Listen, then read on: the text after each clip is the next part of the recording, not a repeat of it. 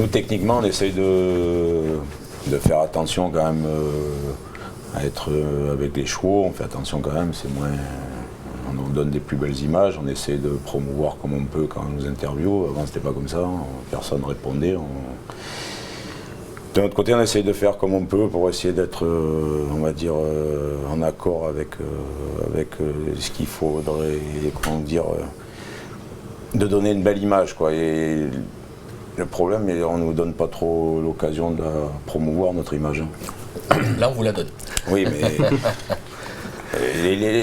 tout est relatif au fait que les gens ils croient que les courses, c'est le jeu. Le jeu, ça veut dire que c'est pas réglo. Alors que s'ils montrent un peu tout le boulot qu'il y a derrière une course de chevaux, je pense qu'ils auraient une vision différente des choses. Mais bon, ça, pour le moment, c'est encore pas arrivé.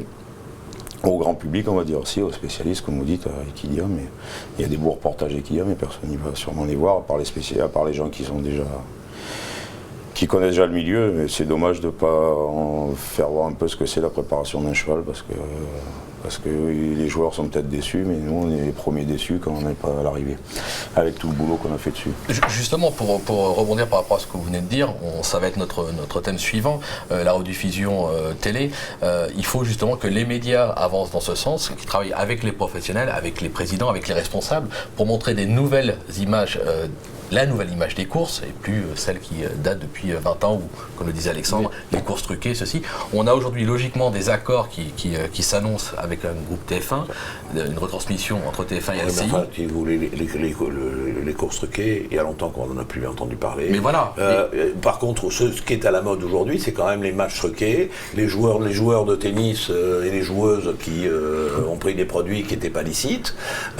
Et très franchement, nous ne savons pas montrer à quel point nous exerçons des contrôles draconiens sur les chevaux, draconiens.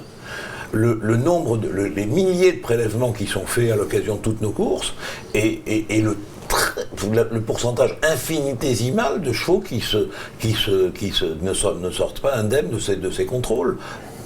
Et bien souvent parce qu'ils ont pris un médicament des médicaments qui n'ont aucune conséquence sur les résultats. En fait, ne le sait pas. En fait. Mais parce qu'il n'y a pas de communication. Ouais.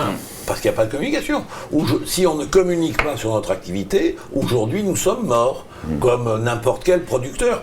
On a un produit, les courses c'est un produit de spectacle, un produit sportif, un produit de jeu, mais c'est un produit. Si on ne communique pas sur ce produit, on n'existe plus.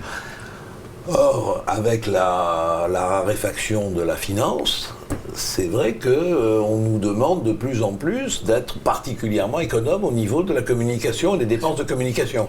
Et là, si on se laisse prendre sur ce schéma-là, la mort est assurée à bref délai. Parce que si on ne communique plus sur notre activité, une activité de spectacle, une activité de jeu, si on ne communique plus là-dessus, on est mort. Donc la signature probable avec le groupe TF1 pourrait être une bonne chose, partant du principe que le groupe TF1 mette les moyens pour ramener la communication et la médiatisation au cœur de la course et au cœur de l'image, pour que les gens puissent enfin connaître tous les aspects des courses hippiques. C'est essentiel. Voilà.